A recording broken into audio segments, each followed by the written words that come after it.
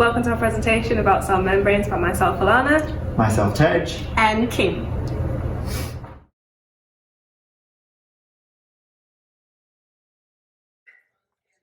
What is a cell membrane? A cell membrane, also called a plasma membrane, is a thin membrane that surrounds every living cell, separating the cell from the environment around it. Enclosed by this cell membrane are the cell's constituents, often large, water-soluble, highly charged molecules such as proteins, nucleic acids, and carbohydrates, and substances involved in cellular metabolism. The cell membrane has two functions. First, to be a barrier keeping the constituents of the cell in and unwanted cells out, and second, to be a gate allowing transport into the cell of essential nutrients and movement from the cell of waste products. What is the fluid mosaic model? This is the model proposed in 1972 that the cell membrane is not a solid structure. It in fact behaves more like a two-dimensional liquid and is made up of different molecules. The fluidity increases in higher temperatures and the membrane becomes more leaky, but in lower temperatures the membrane is more rigid but never fully. Phospholipid bilayers. Processes such as simple diffusion and osmosis can happen across the membrane with no help. Simple diffusion allows biological molecules such as gases of CO2 and O2 to go across the membrane without using any energy. Osmosis allows the movement of water down the concentration gradient into the cell membrane, and that also uses no energy because it is transferring from a higher concentration to a lower concentration. The chemical structure of the cell membrane makes it remarkably flexible, yet the membrane is also a formidable barrier, allowing some dissolved substances or solutes to pass while blocking others. Lipid-soluble molecules and some small molecules can permeate the membrane, but the lipid bilayer effectively repels the many large water-soluble molecules and electrically charged ions that the cell must import or export in order to live. Bilayer is made of phospholipid molecules. A hydrophilic head is polar and hydrophobic tail is nonpolar. The hydrophilic head lie at the outer and inner faces of the cell membrane, and the hydrophobic tail project towards the middle of the bilayer. Glycoproteins and glycolipids. These are either proteins or lipids with carbohydrate chain attached to them. Glycoproteins used for cell signaling, they are mainly served as antigens. Glycolipids also used in cell signaling, but more so for cell communication with receptors, such as hormones in the blood. Cell signaling involves the transmission of a signal from a sending cell to a receiving cell. However, not all sending and receiving cells are next to each other. Nor do all cell pair exchange signals in the same way.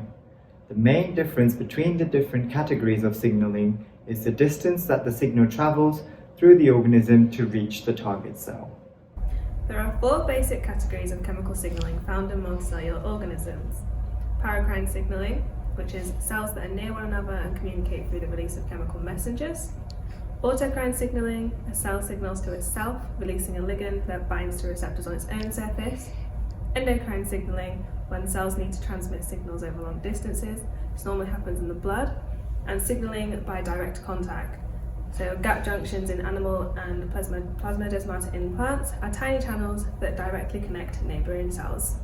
There are two different uses for carrier proteins. One used for larger molecules to enter the cell down a concentration gradient.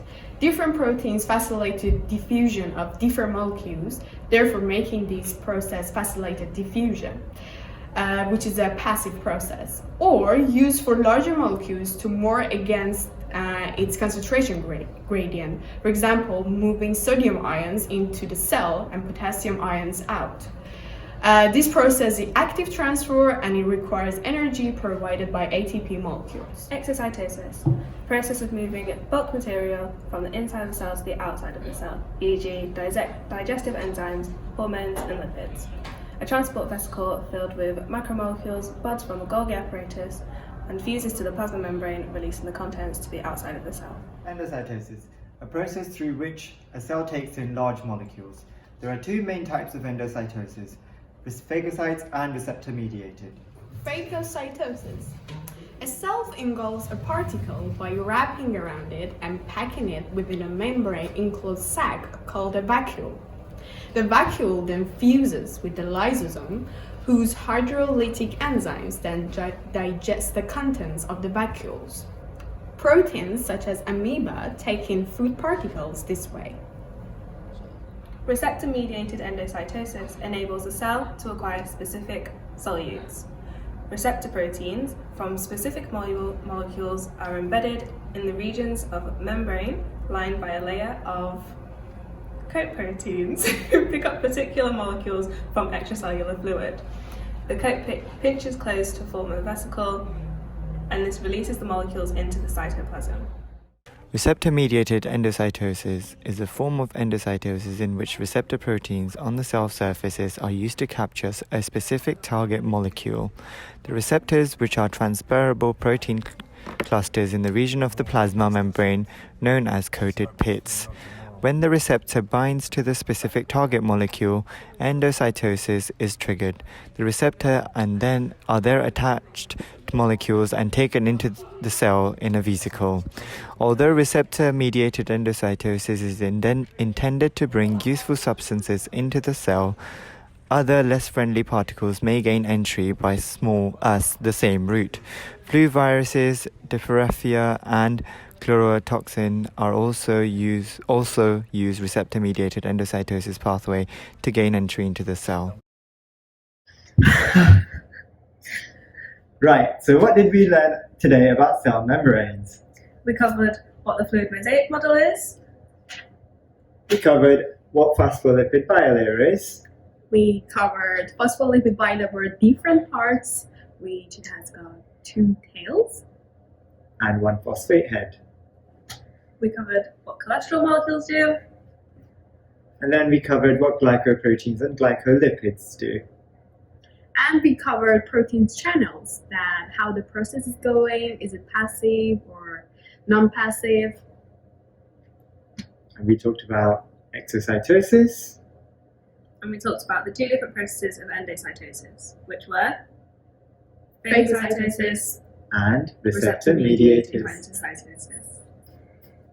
Thank you for listening to our presentation about cell membranes with me, Alana, Kim. And Tej.